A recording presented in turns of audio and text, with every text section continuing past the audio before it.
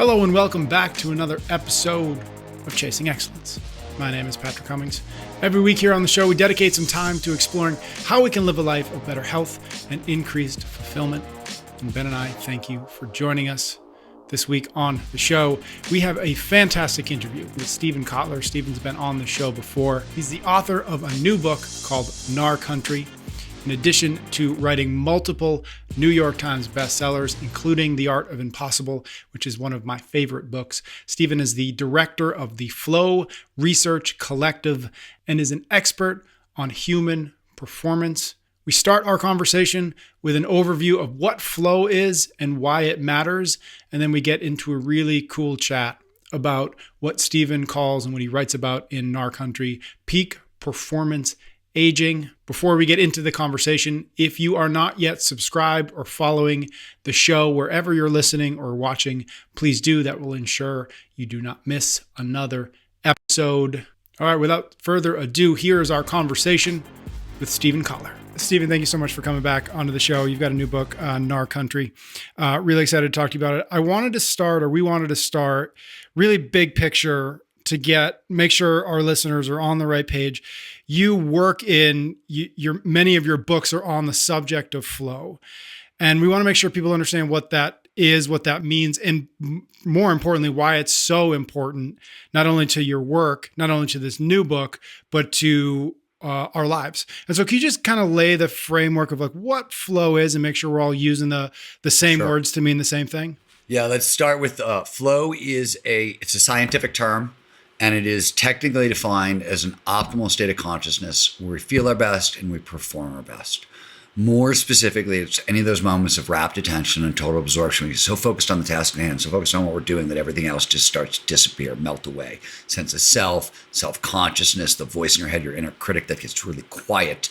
Time passes strangely. Often, most frequently, you just get so sucked into what you're doing, a couple hours go by and you look up and you think like 2 minutes has passed. And throughout, all aspects of performance, both mental and physical, go through the roof. So that's flow. Everybody, all humans can get into flow, right? It's ubiquitous in humans, it's universal. We're all hardwired for it. This is how humans do peak performance. And the skills that get elevated in flow are considerable. There's physical skills, strength goes up, stamina goes up, our sensitivity to pain decreases, fast twitch muscle response increases. But the bigger lift is cognitively. And you see everything from motivation, productivity, creativity, learning rates, learning progressions, wisdom, empathy, collaboration, cooperation, a whole mess of cognitive skills gets significantly elevated above baseline. And numbers are huge. For example, learning. The Department of Defense did a big study of soldiers in flow. Soldiers in flow will learn 240 to 500% faster than normal. It means from novice to expert can be done in 50% less time with the help of flow. So hugely important for peak performance, hugely important for quality of life, because flow also deeply underpins happiness, well-being, meaning, purpose, overall life satisfaction is one of the most well-established facts in positive psychology. If you want to score off the charts for overall well-being, meaning, purpose, all those things, the people who do are the people with the most flow in their lives. And interestingly, for the topic that we're going to get to, which is peak performance aging, flow and the godfather of flow psychology, Mihai Csikszentmihalyi, did a lot of this work. Flow is one of the major drivers of adult development, of maturity. On the other side of flow states, learning increases. We're more complex, we're more adaptable, we're more empathetic, we're more wise. That's how we grow up. So there's other drivers, of course, but it's through this process of flow that we make those leaps in our life. So hugely important across the boards. And I just want to say that there's a fairly precise psychological definition of flow, sort of core characteristics that we look for. This is how we know you're in a flow state or somebody else is. The work that I've spent most of my career on is the neurobiology of flow. So what's going on in the brain and the body during peak human performance. And we've gotten very good at this. In fact, I recently, a couple other neuroscientists, we published a paper in Neuroscience and Biobehavior Reviews, great journal, on the first 2 seconds of flow, what happens in the brain as we transition into a flow state. And in that paper, we not only outlined that, we compared flow specifically to traumatic stress and to psychedelic states. So comparative altered states of consciousness. And so not only do we understand what's going on in the brain during flow, we're getting a much better picture. We've got a decent sense of physiology, and we can do sort of comparative altered state analysis at this point. So the science is getting really firm. The field is very big. There are probably a couple thousand dedicated flow researchers in the world today, spread between psychology and neuroscience and a whole bunch of other fields. So that's flow. I'll stop there and let you guys ask other questions. How do you know if you're in a flow state? So this is the sixth. So this is Mihai Csikszentmihalyi. This was his first major contribution. Is he figured out that flow is definable, and it's got these 6 core characteristics. They're actually phenomenological characteristics, which is a big fancy word that says this is how the experience makes you feel inside. So the first flow follows focus, right? It only shows up when all our attention is the right here, right now. And so complete concentration of the task at hand is the first characteristic. The second characteristic is this merger of action and awareness, the vanishing of self, the diminishment of self, time passing strangely. We don't experience peak performance on the inside. Instead, what we get is a sense of control. Oh, wow, I can do things I normally can't do, right? This could me as a writer in flow. It's 6 a.m. on a Tuesday and my sentences are popping and like they're doing things my sentences normally do at a 6 a.m. on a Tuesday. This could be, a basketball player in the zone. The basket looks as big as a hula hoop and they can't miss, right? And finally, we define the experience as it's joyous, it's ecstatic, it's an end in itself. The word psychologists use is autotelic. And it basically means, and autotelic means an end in itself. It means that like once an experience starts producing flow, it's so addictive, so pleasurable, so joyous, we'll go really far out of our way to get more of it. So this is how flow underpins productivity and motivation so well. So in your previous book, that's kind of the precursor to why the addictive state of it, and we'll do so much to do it, and that's why so much of this is involved in extreme sports. And is that correct? Flow is addictive. I mean, you can get flow. Most common flow state on earth is reading or like middle managers in conversation at work. And so, yes, flow is associated with action sports because at the upper levels, the people you can't do your job. You can't do your job as a professional athlete, anywhere, or as a professional soldier. A lot of these kind of careers without flow. It's core to how the job gets done. So Csikszentmihalyi, the godfather of flow, and myself, and we're probably the two people who have written the most about the subject. We were both influenced by action sports. We studied action sport athletes. We studied artists. And so we wrote a lot about action sport athletes and artists, and flow shows up everywhere, right? In fact, people spend about 5% of their work life in micro flow. It's when those 6 characteristics show up, but they're like dialed down to 1 or 2, often without noticing it. So like really common experience. You go to work, you sit down, you're going to write a quick email to your colleague, right? But something clicks and suddenly you're writing an essay and an hour goes by and you didn't even notice. And maybe your entire sense of self didn't completely vanish, but bodily awareness is gone. And when you pop back in, you're like, oh, wow, I got to pee, right? And you run to the bathroom. And that happens to us all the time. That's micro flow. Macro flow, which is much more common in action sports, is the extreme other end. Time slows down. You can have out-of-body experiences. Some of the brain's really peculiar phenomenon show up during macro flow. And we understand the neurobiology of why now, but that most people just think of macro flow, and they also don't know that you can turn micro flow up into macro flow. So like it's a spectrum of experiences, right? You can be a little irked and suddenly you're homicidally murderous. You've turned up the volume. You can do the same thing with flow. And so flow follows focus. So is there certain practices? Is there certain strategies that we can use to kind of like incentivize it? Yeah. So flow states have triggers, preconditions that lead to more flow. And since we're going to go into a conversation on peak performance aging, I'm going to just talk about the 2 of the most important triggers for that conversation. I would have to talk about them anyways to explain sort of some of the research and what we're going to talk about. So the most famous flow trigger is the challenge skills balance.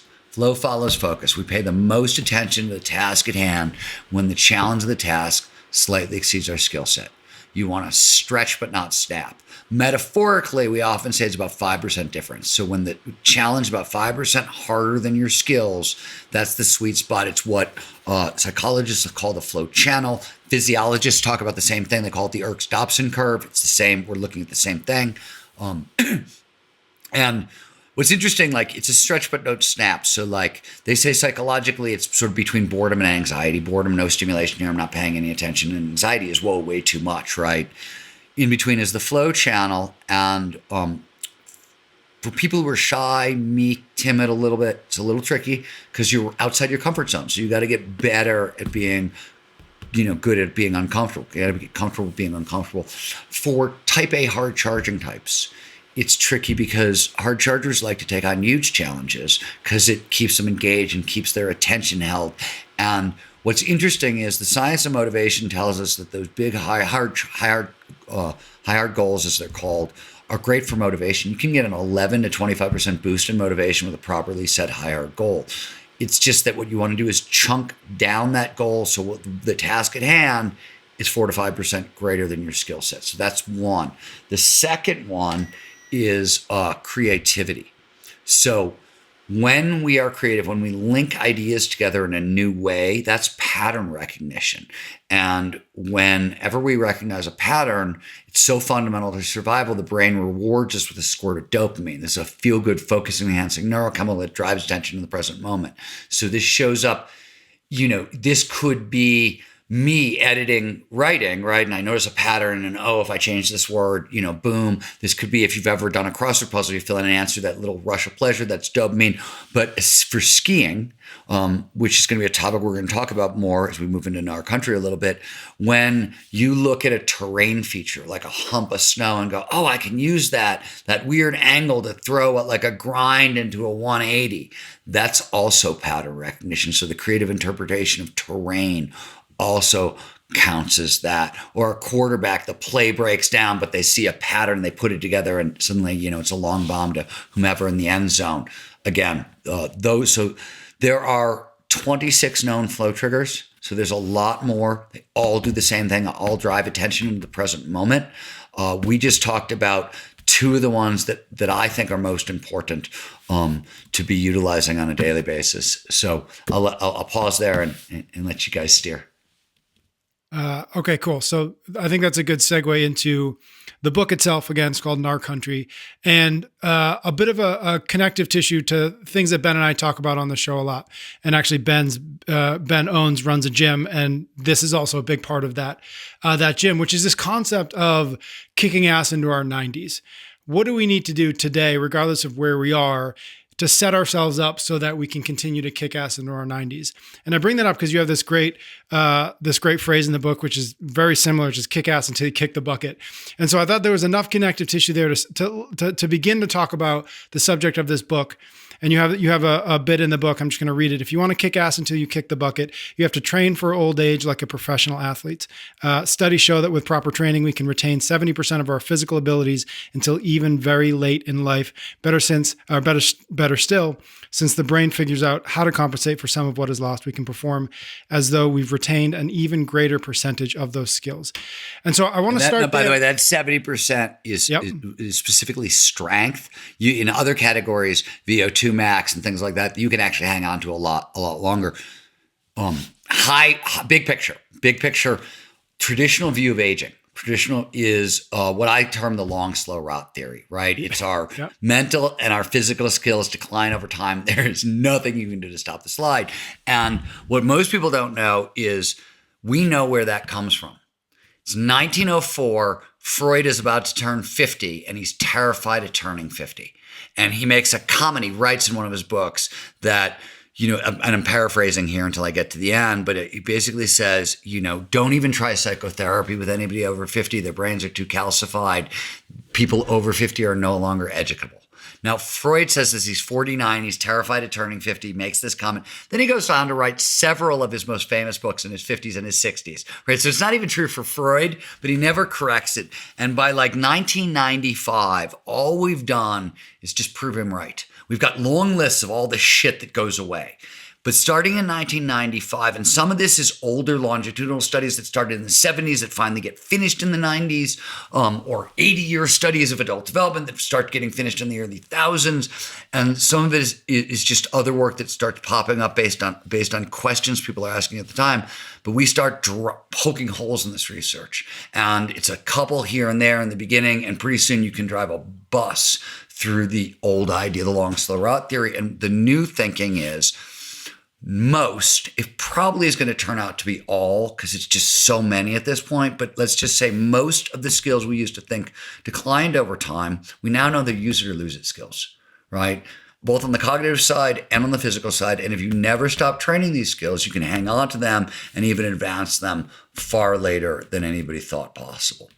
On top of that, boosting that, as we enter our 50s, there are some profound changes in how the brain processes information.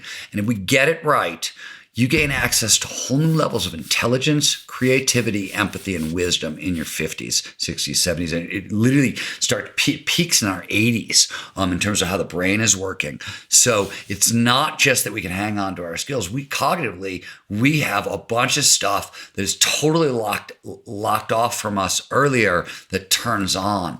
And these are, intelligence, creativity, wisdom, and empathy are among the most crucial skills to thriving in the 21st century. We'll get back to the show in just a minute. But first, a quick word of thanks to our sponsor this week, Miracle Made. You know what a miracle feels like? It feels like getting a good night of sleep. You know this. We talk about the importance of sleep all the time here on the show. That's why we're excited to introduce you to Miracle Made bed sheets. Miracle Made bed sheets are made with all-natural antibacterial silver that prevents 99.9% of bacteria growth and keeps you at the perfect temperature all night long. Whatever you want in life, more patience, a heavier back squat, the respect and adulation of millions of strangers on the internet, I promise you, better sleep is the way to get it. With Miracle Made, you can tap into the power of self-cooling temperature regulation that's been shown to improve sleep quality by over 30%. Go to trymiracle.com/excellence to get yours. If you do, you'll not only get 40% off by using the code excellence, they'll even throw in 3 free towels. They're so confident you'll love these sheets that they offer a 30-day money-back guarantee. So you've got nothing to lose but that groggy feeling in the morning that comes after a bad night of sleep. Head to trymiracle.com/excellence and be sure to use the code excellence to save 40% off. Let's just get right into it. Talk to me a little bit about, you've mentioned this a little bit, skiing. That's what, the story of NAR country, but where? So give us a context of skiing. Let me give you a little backstory. Yeah. Because there's the lead into this story. So the godfather of flow psychology is Mihai Csikszentmihalyi, and he died during COVID. Our last conversation took place a couple months before COVID starts, and he'd had a stroke. He was in his 80s. And I called him to check on him, and also because a bunch of his work had gotten translated into English out of Italian, and like interviews he had given in Italian. And in some of those interviews, he's like dropping names of like hardcore Yosemite Valley climbers from the 60s, names that you would only know if you were there. And I knew he was a lifelong outdoorsman and a mountaineer and a hiker. And I knew he'd done some rock climbing and he'd done some studies on rock climbers, but I had no idea and so I started talking to some of his students, and they would tell these funny stories about he'd come to class on a Monday with like a bruise on his face from like rock climbing incidents and whatever. So I called him up. I was like, Mike, you just got to tell me about the role that action sports played in the development of flow psychology. You never talk about it. Like, we get these stories about you in a concentration camp. We get these stories about the artists. I was like, but I'm like, so I laid it all out. I was like, you got it. What's going on? And there's this huge pause, 2 minutes of silence. And I'm thinking I offended him. And I'm, mortified that I've offended Mihai Csikszentmihalyi. And there's suddenly he sort of like, he speaks really slowly. And he was like, well, Stephen, you got to be careful. And I'm like, what the hell is he talking about? Like, has he lost the plot? Is it like, did the stroke hit his, oh shit. Right. And I was like, well, what do you mean? He's like, well, you do something your entire life for flow. And then you get to my age and forget about climbing rocks or mountains. Some days I can't get out of bed. You need a backup plan for flow. you got to be careful. And what he was telling me was like one flow junkie to another. Don't just have, as you age, don't have a single pathway into your, the best experience on earth. Have as many avenues in as possible. And so I take his advice to heart. And I've been studying peak performance aging for almost 20 years. It's not called peak performance aging until like 3 or 4 years ago, right? It was healthy aging and successful aging, and there was regenerative medicine and longevity technology, and over here's flow science and adult development and like embodied cognition and, geriatric psychiatry and 11 other fields, but it starts coalescing. And I've been working in these fields and doing this for a really long time. And I see a bunch of information in all these studies that say if these things are true, older adults should be able to onboard, take on incredibly difficult, new, challenging skills, even late in life. And so I took all these ideas, I blended them into a learning protocol, and I decided to see if I could use them to teach myself how to park ski in my 50s. Now, for those unfamiliar, park skiing is the discipline in skiing that involves doing tricks off jumps and on rails and boxes and wall rides. It's incredibly acrobatic. It's very dangerous. And for about 11 different reasons, the general thinking is if you haven't learned it by 35, it's really, really difficult. By 40, 45, it's downright, impossible. And once you get to 50 or 55, you're just fucking crazy, right? Like you forget about it. And I said, okay, that's fine. But, and we can talk about why this backup plan came in, like why it was park skiing. We can talk about where that comes from in a second. But to test it out, we made a list of 20 tricks. It would get you from 0 to intermediate. And intermediate was key to me because then like I would have a million more entrances into flow through like creativity and being able to interpret the mountain. But intermediate is also when you stop doing stupid things and like the randomness sort of comes out of the learning process, and you can get injured, but it's a lot less likely if you're being smart about it. So that was my goal. I had this trick list. I had a couple other things that would quantify it. And I thought, if it takes 5 years, it takes 5 years, right? Like whatever. This is my backup plan. And it's important to know I was a big mountain skier, right? And which gave me one way into flow, like rowdier and rowdier lines, more risk. I knew that by creatively interpreting terrain features, by learning how to park ski, creativity would become a way into flow. So like I would have all these millions of more entrances into flow. If I did it, that's what I was aiming for. And it turns out I went from complete novice, didn't know any tricks, to intermediate, checked off all 20, at 3.5 months. It's the fastest I'd ever learned anything. This is an incredibly difficult thing in my 50s. And I went faster than I've ever learned anything. My ski partner, Ryan Wicks, who was a former sponsored park skier who got injured, left the sport, had a family, had a career, came back to it. He's a lot younger than I am. And he picked up where he left off, sort of like started over, but he got farther in a single season than anybody he's ever thought. And at the end of this, we were like, well, what we've got here is maybe the most radical experiment anybody's ever run in peak performance aging, and like a phenomenal pilot study, right? We got this great data set of 2 people. So the following year, we came back and using the same protocol, we can talk more about what we did in a second. We took 17 older adults, ages 29 to 68, and in 4 days on the mountain, taught them how to park ski and park snowboard. We then stripped out the action sports because not for everyone.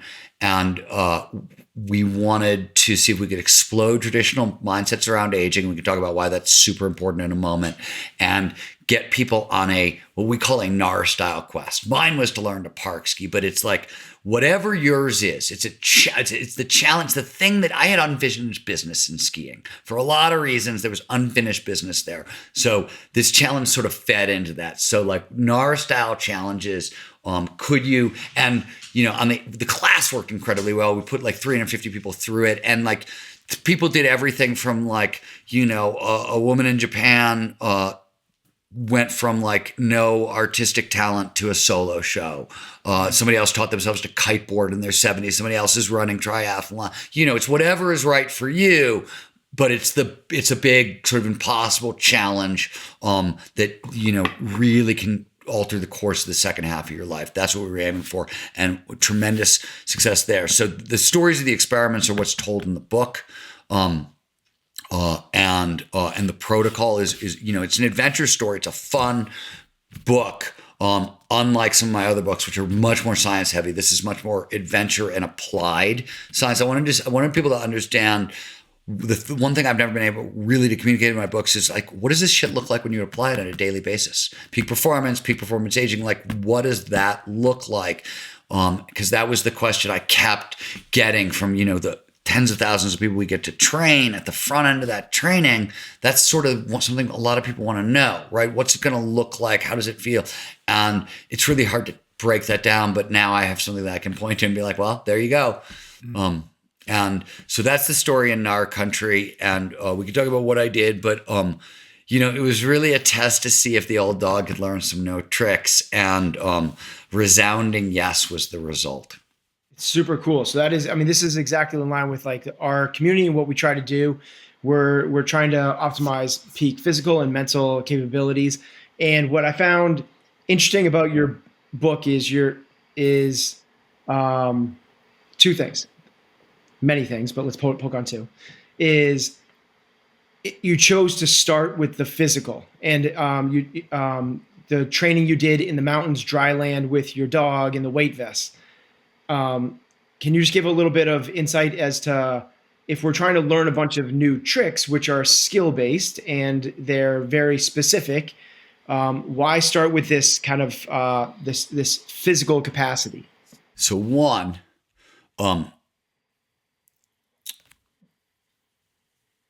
when I think this is a problem with older adults who are sort of coming back to physicality. They don't bother to take the time to like get assessed by a movement professional who can watch them walk and say, oh, you broke your ankle at 18 and your leg is doing this and let's fix that, right? They, as you guys know, as time goes on, we favor our prime movers and we neglect our stabilizers. So when people come back to sports, right, their quads have been doing all the work and they tear a hip flexor because it hasn't done anything for 10 years.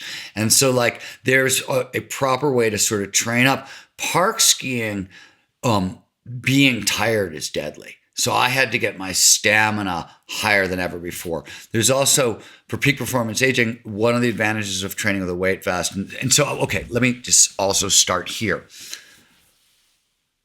Functional fitness.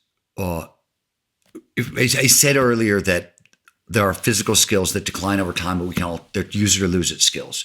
There are a big five, right? And they're the five of functional fitness: strength, stamina, agility, balance, and flexibility. There's other things that you want to work: fast twitch muscle response, hand-eye coordination, a couple others, but those are the big five. And the World Health Organization is very precise. Like peak performance aging, you want 150 to 300 minutes of moderate to vigorous cardio a week, 2 strength training days, and 3 balance, flexibility, and agility days. I mean, like it's sort of very prescriptive. We know exactly sort of what you're looking for. So, weight vest hikes. I say one of the things that's really important is dynamic motion over time, and why dynamic motion gives you a way to train all 5 of those categories at once. And if you're not ready to start park skiing or something like that, weight vest hiking, if you stretch prior and after, trains all 5 of them, right? And it improves bone density, which decreases over time and a lot. So the cutting edge of physiology right now is the link between bone health and brain health. And a lot of the things that we thought decline over time, it's actually bone density that's declining. And the bones are the mineral nutrient factory for the body and the brain.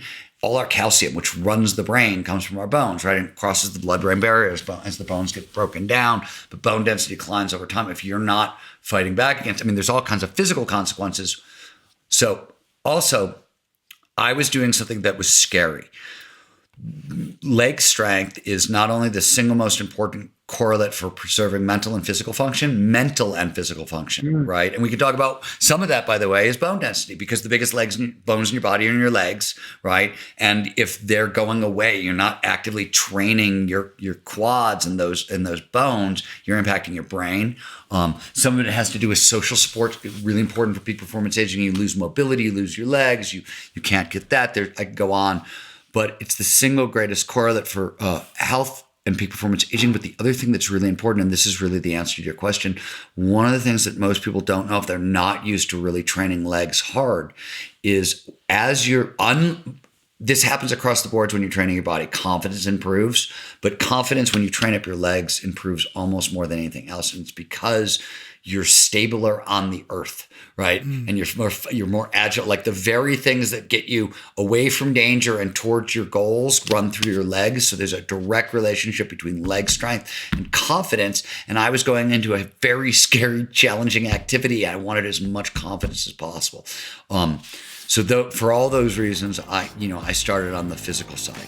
We'll get right back to the show in just a minute. But first, a quick word of thanks to our sponsor this week, BetterHelp. BetterHelp is the world's largest therapy platform, connecting you virtually with a licensed therapist who can help you get out of your own way so you can build a life of greater health and more fulfillment. Why might you consider therapy? Here are just a few reasons. Because it can help you identify and change unhealthy thought patterns and behaviors. Because it can help you develop healthy coping skills for managing stress. Because it can help you boost confidence and self-esteem. Because it can basically turn you into an emotional superhero. BetterHelp makes the process of starting easy, convenient, and simple.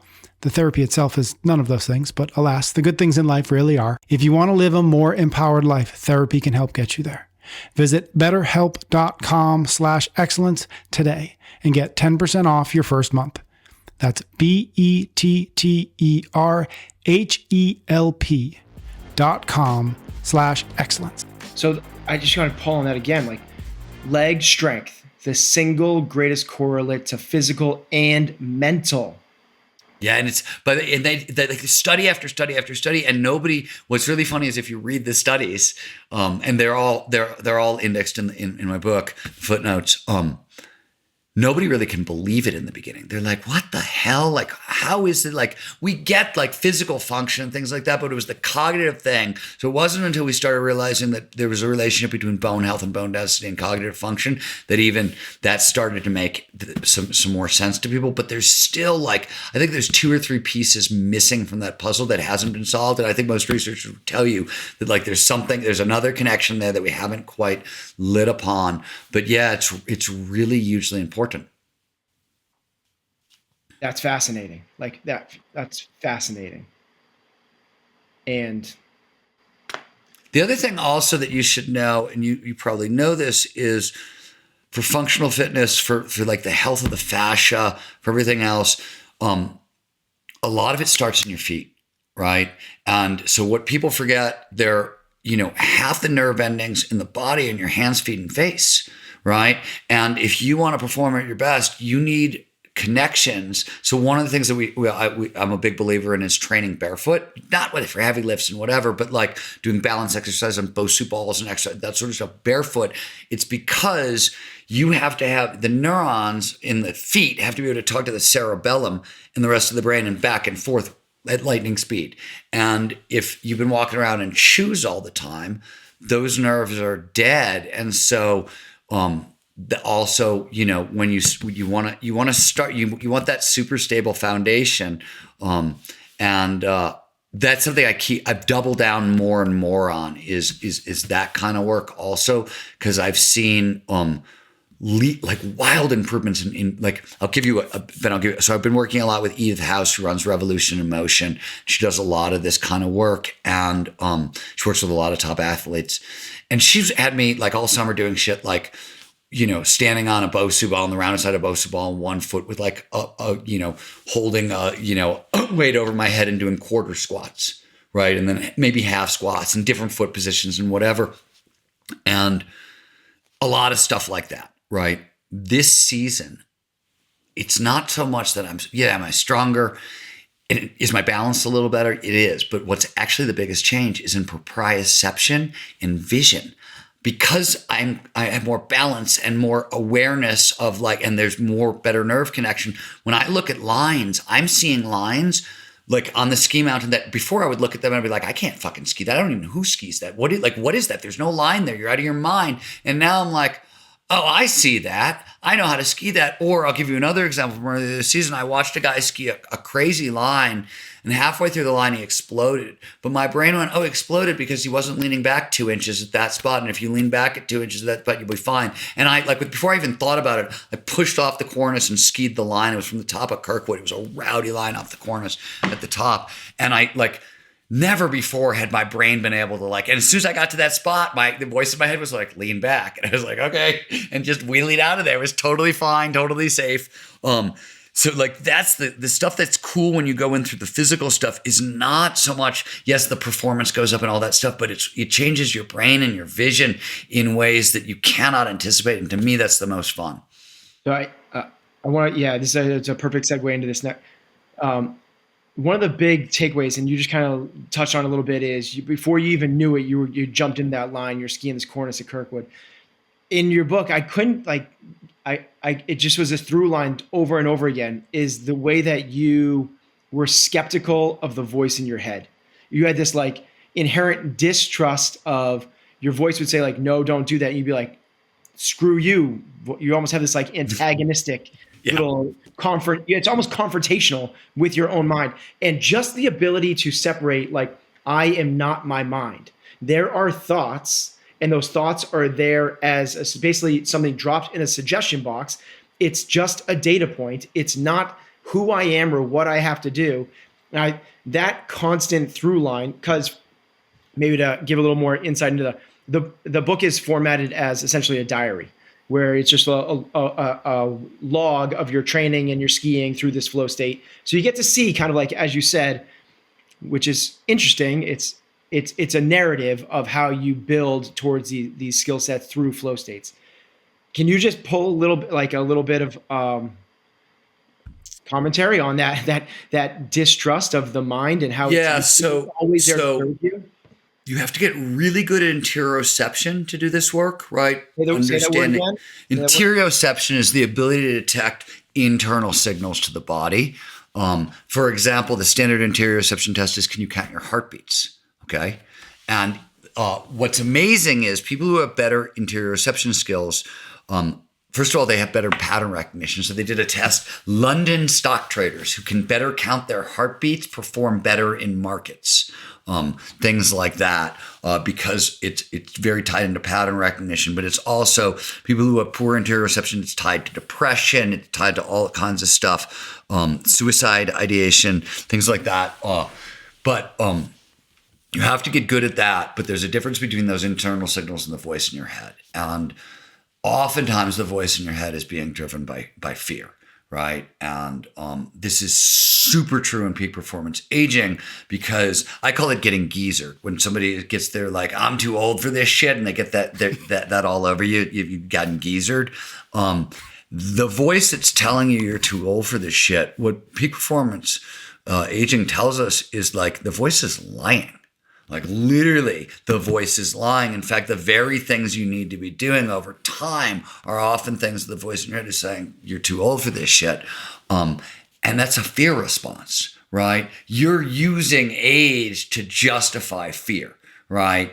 And oftentimes that voice is lying. It's wrong. And you in peak performance in general, in human performance, your emotions often don't mean what you think they mean. In fact, oftentimes they mean the exact opposite. I'll give you a simple example. So flow is not a binary. It's not a light switch. You're in the zone or out of the zone. It's a 4-stage process. And the front end of a flow state is a struggle phase. Flow may be the best feeling on earth. Struggle is miserable, right? Flow is what happens when we've automatized a bunch of skills. We take 4 or 5 things, we learn them, we join them together, and we do them all at once perfectly without conscious interference. We still got to learn that shit consciously.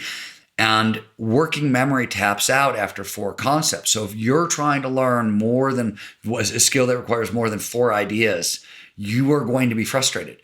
And it turns out that frustration is a sign you're moving in the right direction, not the wrong direction. You need that frustration to get into flow. In fact, a lot of work in psychology and in peak performance is that the more frustrated you get trying to solve a problem, the better chance you have of actually solving that problem in the end. And in flow work, it's a sign that you're moving in the right direction, right? So like, think about what this means from an education, a kid's perspective. Like kids get mad, they get frustrated and, stop, back off, no, you're exactly where you need to be. This is it. Like, yeah, does it feel bad? It feels bad. Yes, it does. It feels bad for all of it, but it's actually a sign you're moving in the right direction. There's a lot of stuff like that in peak performance, and the voice in your head is just like, it's going to hear the frustration, right? And so I spend a lot of the time arguing with the voice in my head throughout the book. Yeah. Can we just keep going? What are the stages of flow? The first one. Actually, it's so funny. I'm smiling when you say that because literally last night I'm in the driveway with my 10-year-old son. We're shooting hoops, and he's just doing what 10-year-olds do, just like pushing the ball. I'm like, let it flow off your fingertips. Try and get a backspin on it. And he's getting all frustrated, and I'm like, dude, if you get frustrated, I'm out of here. And like that's me like not recognizing that this is actually a part of it. I should essentially allow him to be frustrated. You should allow him to be frustrated and let him know that even though it feels bad, he's going in the exact right direction. Yeah. The problem is we are told that when it feels bad, we're doing something wrong. We seem to believe that's wrong. And let me give you the greatest proof. I always say this to people. Like if you ask people, and I've done this for decades, about those things that happened in their life that are the most meaningful, that like have changed them the most and whatever. You know what you never hear?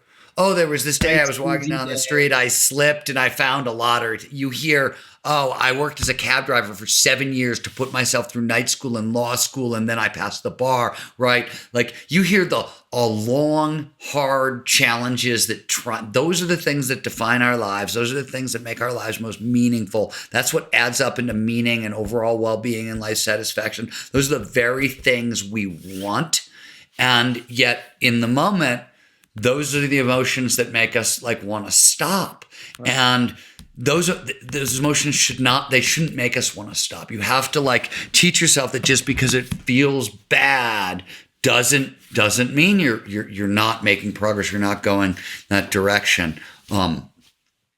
Cool. So what follows struggle? Struggle, there's a release phase. So in struggle, we're trying to load the brain with information. Release, you just want to take your mind off the problem. Long walks in nature, low-grade physical activity works really well here. So like this is not go to the gym and exercise till you can't move anymore. This is go for a walk, gardening, build a model airplane, draw. Something that sort of engages you physically, but just allows you to take your mind off the problem. Third stage is flow. And there, by the way, there are different triggers you can apply in different stages that work. The third stage is flow. And then on the back end of flow is an energetically expensive state to produce. And there's a big recovery phase. So being in flow, this is where a lot of people go wrong, is they don't, like we know to recover from a hard workout at the gym, right? But flow feels delicious. And we don't realize that we're burning a ton of energy. And you have to recover on the back end of flow. And more importantly, you have to sleep, right? Because flow amplifies learning. But if you're not getting deep delta wave sleep, 7 to 8 hours, that learning isn't going from short-term holding to long-term memory, right? And then you're going to get really stuck in the struggle phase. The relationship between frustration and learning and frustration and growth do we forget that as we get older? And is that part of why, as we get older, we sink into the mindset of, well, I can't do that because now I'm older? Yeah, is there a relationship there? Yeah, I wanted to say this actually when Ben and I were talking. So let me pull back and let me give you peak performance aging in a sentence. Yeah. Okay. And then we're going to talk about what each of the terms mean in the sentence. And then we're going to answer your question in the middle of that. So if you want to summarize, like if you want to rock till you drop,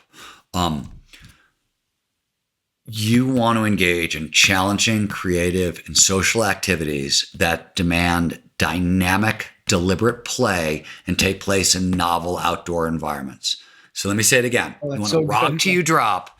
You want to regularly engage in challenging, social, and creative activities that demand dynamic, deliberate play and take place in novel outdoor environments. Now let's talk about what all those terms mean and why this is peak performance aging in a sentence. But let me first point out the thing that like isn't in that sentence. There are no nutraceuticals. There's no supplements. There's no diet. None of that shit, right? Like all the tools that most people reach for are not in that sentence. So challenging, creative, and social activities. Challenging activities because you need the challenge skills sweet spot to drive us into flow. And flow is how we get more complex, more adaptable, how we learning, all that stuff, right? And also keeps the brain active and helps us. So we get more risk averse over time. It's dangerous that neurochemistry of risk aversion blocks all the good stuff that we want. So you want to constantly be fighting against it. Challenging activities help with that. Creative. So I talked earlier about the so-called superpowers of aging: more intelligence, more creativity, more empathy, more wisdom. Gene Cohn, godfather of peak performance aging, one of them, discovered that if you really want access to those, there's a moderator: creativity. You have to actually be engaged in creative activities to train the brain to unlock the new thinking styles that come online in our 50s and train them up. And it's those new styles that produce all the creativity, empathy, and wisdom. So creativity, you have to be engaged in that to get what you want. It's also a flow trigger, right? So now you've got 2 flow triggers in the first. Social activity is so important to peak, so robust social networks, social ties, crucial to peak performance aging for a bunch of reasons. One, keeping the brain active matters, and most people get the most brain activity and you don't see it coming, right? Like your friends say wacky shit and you're like, oh, I got to think about that. So like all that really, really, really matters. And like a robust social life translates to about like 7.5 years of health and longevity. It's a big deal, right? So challenging creative and social activities that demand dynamic, deliberate play. Dynamic is the term we talked about earlier. It means all 5 categories of functional fitness. Deliberate play is what I want to emphasize here, because we've been talking all about struggle and grit and all that other stuff. And this is really not the way to go about it. So everybody's familiar, or most people are now familiar with deliberate practice. Anders Ericsson's famous idea, 10,000 hours. Deliberate practice is do the same thing again with incremental advancement. Deliberate play is repetition without repetition. It's repetition with improvisation. Do what you just did, but improv a little bit on top of it. Why does it matter? Well, one, even Anders pointed this out before he passed, that deliberate practice is great, but in the end, he started to realize it was only for very specific skill sets. Mathematics, learning how to play the violin. But like for most of us, it's not really the case. There's a bunch of arguments that have been made against Anders' stuff, and range. David Epstein makes a great one. I make another one in Art of Impossible. Anders himself had a bunch. The deliberate play, on the other hand, which is like, I'm going to do the same thing I just did, but I'm going to improv a little bit on top of it. It amplifies learning so much more. One, there's no shame. There's no self-consciousness. You're not... Right. With deliberate practice, there's only one right answer. You do the same thing you did before, just a little bit better. And there's only one possible right answer. With deliberate play, there's only one wrong answer. You do the same thing you did before. Everything else is a right answer. And we know those right answers produce dopamine. That's more motivation. And whenever we play, that stimulates deep in the brainstem all of like the sources of endorphins. So you get really potent feel-good neurochemistry that really amplifies learning. And deliberate play outperforms deliberate practice for learning in almost every circumstance. So dynamic deliberate play in novel outdoor environments. So novelty is a flow trigger, another flow trigger, right? When things are novel, we pay a lot of attention, drives dopamine, drives focus. So that's super important. Also, novelty forces you to stay open to experience, and openness to experience. This is crazy. So they wanted to know, of the big 5 personality characteristics, which ones correlate to peak performance aging, health, longevity, mortality. And while all of them sort of impact all those things, openness to experience is the only one that has a direct correlation with mortality. And there's this thing that happens as we age, as openness to experience shrinks. When it gets to a certain point, essentially you're going to be dead within a year. There's a direct correlation between openness to experience and mortality, and it's like a year, which is crazy. So novelty really matters. And novel outdoor environments, why does that matter? So you want to preserve cognitive function, right? The best way to do it is lifelong learning. Expertise and wisdom are diverse networks in the brain. They're redundant. They protect the brain from cognitive decline because they're not localized. So even if you have damage in one area, they're backed up all over the place. How do you get, like, what does it give you? It gives you neurogenesis, birth of new neurons and birth of new neural networks. All that's fine. But you got to ask a simple question, which is, where do most of those new neurons show up in the brain? And the answer is in the hippocampus. The hippocampus will burst 700 neurons a day until basically we die. Hippocampus does 2 things. It does long-term memory and it does location. It's place cells and grid cells. We were hunter-gatherers. We have to, for survival means remembering when we have emotionally charged experiences outdoors, where is that watering hole? We've been thirsty for weeks. Where did we get attacked by that tiger, right? We don't want to go back there. Where was that ripe fruit tree after the long winter? Like, this is survival. So the brain is specifically built to remember emotionally charged experiences in outdoor environments. When that happens, we're using the system the way it was designed to be used. And I always say that's peak performance. Peak performance is just getting our biology to work for us rather than against us. Peak performance aging is getting our biology to work for us rather than against us when facing the challenges and opportunities of the second half of our life. So that's the whole sentence defined. So while the struggle stuff, all this is important and grit matters, and we can talk a lot about that, the best way to go forward, the best way to learn these kinds of activities is through play, much more than practice. We'll get right back to the show in a minute. But first, quick word of thanks to our sponsor this week, Blinkist. The Blinkist app is your secret shortcut to the best, most impactful ideas inside over 5,500 nonfiction books. In just 15 minutes, either reading or listening, you can get a high-level glimpse of the major takeaways of a book, either to see if the full book is worth reading or to review and remind yourself of those ideas after you've read it. That is actually what I did when preparing for this interview with the great Stephen Kotler. Instead of going through my copy of The Art of Impossible for highlights and notes, I pulled the book up on my Blinkist app and was able to refresh my memory in just a few minutes. I was also able to take a look inside a few of his other books, including Stealing Fire and The Rise of Superman, both of which got me ready and excited for the conversation you are listening to right now. Go to Blinkist.com/excellence to start your 7-day free trial and get 25% off a Blinkist premium membership. And now for a limited time, you can even use Blinkist Connect to share your premium account, basically getting you 2 premium subscriptions for the price of one. Again, that's Blinkist.com/excellence to get 25% off and a 7-day free trial. That was fantastic. And I want to see if we can't bridge that into what you had mentioned earlier, which is the training of individuals and maybe the protocols that you used to take people in a relatively short period of time from you fill in the blank from no skill to skill. And that's great because we already covered different flow triggers. So our goal was not to teach people tricks.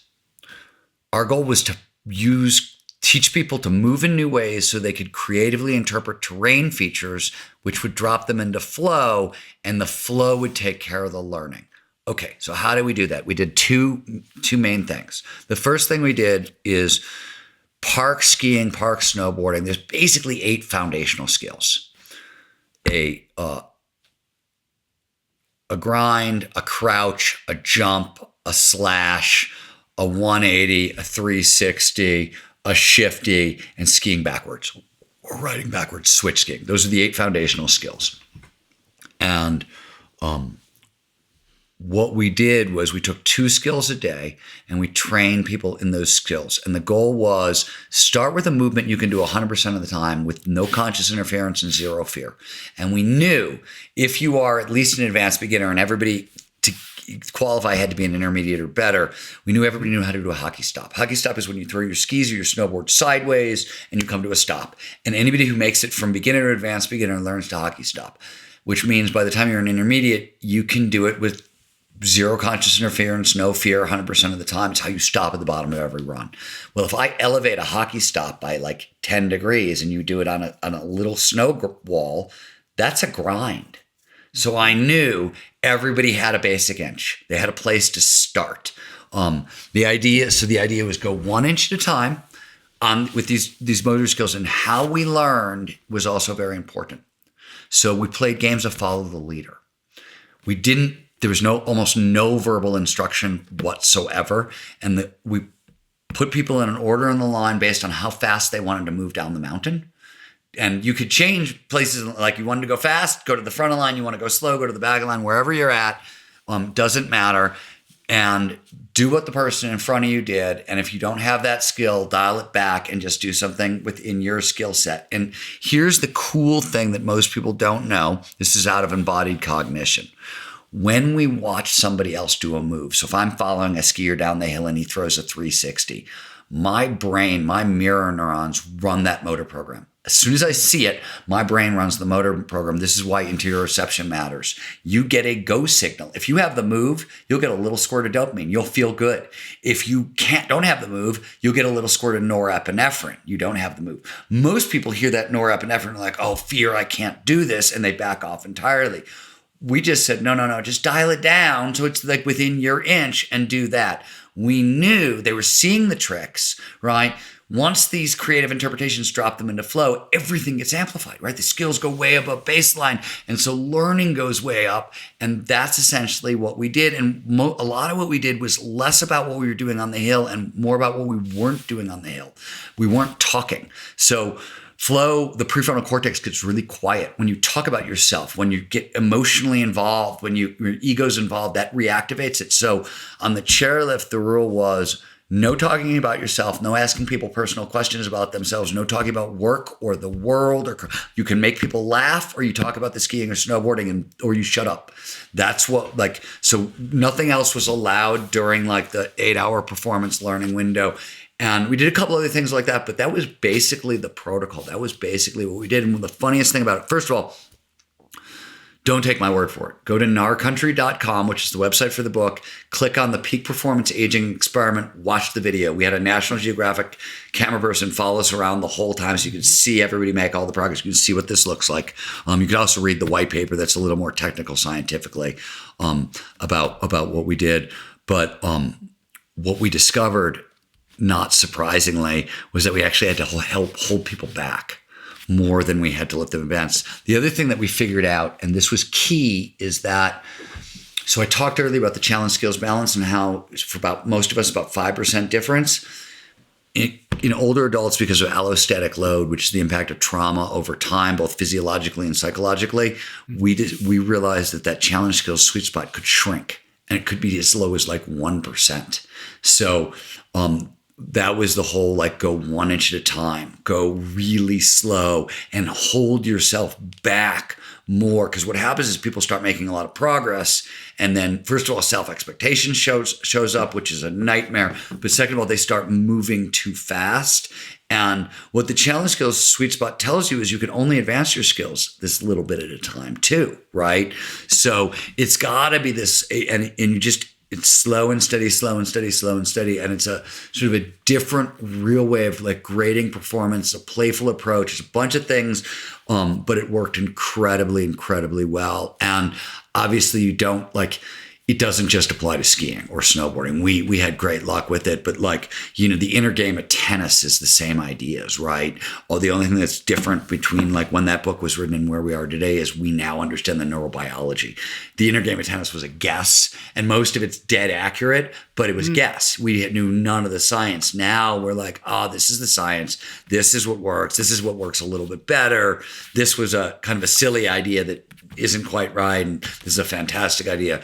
So, but we've gotten very good with that stuff, and that's where our learning protocol came from, and it worked incredibly well, and it kept everybody safe. Nobody got injured.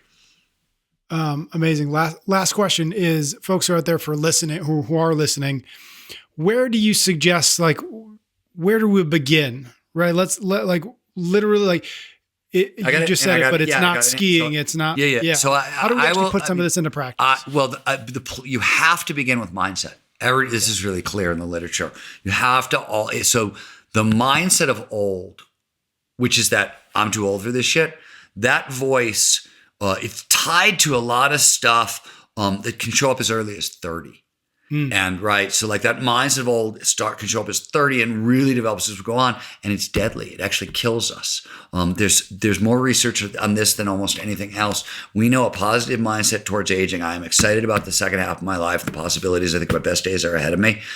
It produces an extra 7.5 years of health and longevity, and without it, you can't go anywhere. So, one, you want to start with mindset, and two, you want to start with the truth, which is that, like, if you got this mindset of old, which most of us have one way or another, affirmations aren't going to really get it done. You want to find a quest that's sort of like it. I tell people this. I was like, I had a really good mindset towards the second half of my life because like I wrote the book. I've been doing this research for 20 years, but there was still shit where I was hung up. You know what I mean?